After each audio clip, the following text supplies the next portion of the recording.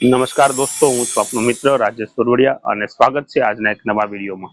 મિત્રો, આ વિડીયોનો અર્થ, મહત્વ અને મર્મને સમજવા માટે આપ વિડીયોના અંત સુધી જોડાઈ રહેશો. વિડીયોના અંતમાં એક ખૂબ સરસ મજાનો સંદેશ અમે આપના સુધી પહોંચાડીએ છીએ. તો આવો જોઈએ એક સરસ મજાની સામાજિક વાર્તા અને એમના વાર્તાના સાર સાથે જીવનમાં નાની નાની ભૂલ છે એ પણ ક્યારેક કેવી અસર કરતી હોય છે એના માટેની આ વાર્તા.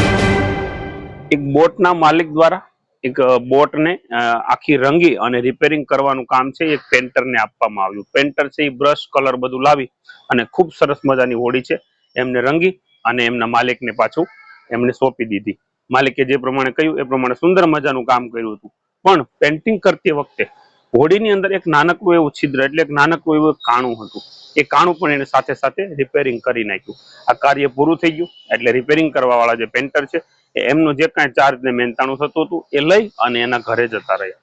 અઠવાડિયા પછી બોટના માલિક છે એ એક મોટો ચેક અને એક રકમ અને એક ભેટ લઈ અને પેન્ટરને ત્યાં આવે છે. એટલે પેન્ટર આવે એટલે પૂછે છે, માલિક આ શું તમે લઈને આવ્યા, શેના માટે લઈને આવ્યા? તમે તો મને જે બોટ રંગી છે એમનો જે પૈસા હતા, એમનું જે મહેનતાણું હતું એ તો તમે મને આપી દીધેલું છે, તો આ શેના માટે છે? ત્યારે પેલા બોટના માલિક કહે કે પેલા તું આ લઈ લે, પછી હું તને માંડી અને બધી વાત કરું. ત્યારે પેલા કહે છે કે તે હોડીની અંદર જ્યારે આપણે કલર કામ કરવા માટે આપવામાં આવ્યું હતું અને ત્યારે આપણે જે નક્કી થયું હતું એ પ્રમાણે તે કામ તો કરી દીધું, પણ જ્યારે આપણે આ કોન્ટ્રાક્ટ નક્કી કરવામાં આવ્યું ને ત્યારે હોડીની અંદર જે નાનું કાણું છે એનો ઉલ્લેખ કરવાનું એ હું રહી ગયો હતું અને મેં તને હું કહેતા ભૂલી ગયો હતો. પરંતુ તને જે નજરમાં આવ્યું તે સરસ મજાનું રિપેરિંગ કરી અને વગર કીધે જે કોન્ટ્રાક્ટમાં નથી એ કામ પણ નાનું હતું અને તે કરી દીધું, એટલા માટે હું તને આપી રહી છું. ત્યારે પેલો રંગારો જે છે, મતલબ જે પેન્ટર છે, એ કહે છે કે માલિક એના માટે કઈ આટલી મોટી રકમ આપવાની જરૂર ન હોય, તો હું કામ કરતો હતો ને મને દેખાયું એટલે મેં સાથે સાથે રિપેરિંગ કરી નાખ્યું. તમે તો ખૂબ મોટી ભેટ આપી રહ્યા છો. ત્યારે પેલો જે બોટના માલિક છે એ કહે છે, દોસ્ત સાંભળ, તારા માટે આ વાત છે એ ખૂબ નાની હશે, પરંતુ મારા માટે આ વાત છે ને એ ખૂબ મોટી વાત છે. કારણ કે ઘણીવાર નાનું કામ છે એ જો ભૂલાઈ જતું હોય ને તો મોટી નુકસાની થતી હોય છે. ત્યારે પેલો પેન્ટર છે એ કહે કે માલિક મને તમારી વાતમાં કઈ સમજાયું નહીં, મને વિગતવાર તમે આ વાત કરો. અને ત્યારે બોટના માલિક એવું કહે છે કે સાંભળ દોસ્ત, તે જ્યારે આ હોડી છે એ રંગી અને મને આપી, હું જ્યારે એક દિવસ બહારગામ ગયો તો મારા બાળકો છે એ હોડી લઈ અને માછીમારી કરવા દરિયાની અંદર નીકળી ગયા, જે વાતની મને ખબર નહોતી. અને એ લોકો નીકળ્યા પછી હું જ્યારે ઘરે આવ્યો ને મને ખબર પડી ત્યારે મને અંદરથી ખૂબ ચિંતા થવા લાગી અને હું ટેન્શનમાં આવી ગયો હતો કે આ બાળકોને ખબર નથી હોડીમાં નાનું છિદ્ર છે. હું કલર કામ કે પેન્ટિંગ કરવા વાળા ભાઈને પણ કહેતા ભૂલી ગયો હતો. એમણે આ કાણું નહીં બૂર્યું હોય તો મારા બાળકો છે એ આજે પાછા નહીં આવે, એવું મનમાં ને મનમાં ચિંતા કરતો હતો. અને સાંજ સુધી મેં વિચાર કર્યો.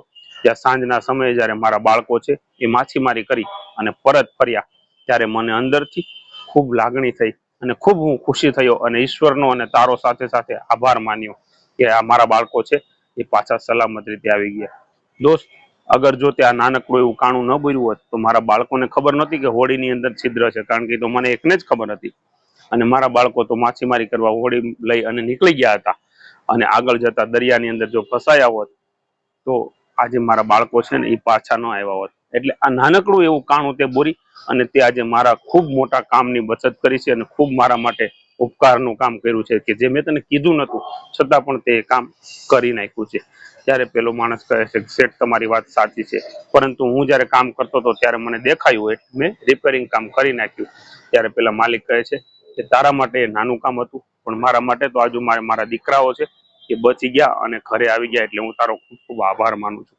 મિત્રો, આ વાર્તાનો સારી છે કે ઘણીવાર જીવનમાં આપણા માટે અથવા તો આપણે જે આપણા એંગલથી કે આપણા પ્રમાણે વિચારતા હોય આપણને કામ નાનું લાગતું હોય છે, પણ સામેવાળા માટે એ કામ છે એ ખૂબ મહત્વનું હોય છે, અતિ મહત્વનું હોય છે અને જરૂરી પણ હોય છે. એવું નથી કે દરેક કામ છે એ બધા માટે સમાન હોય છે.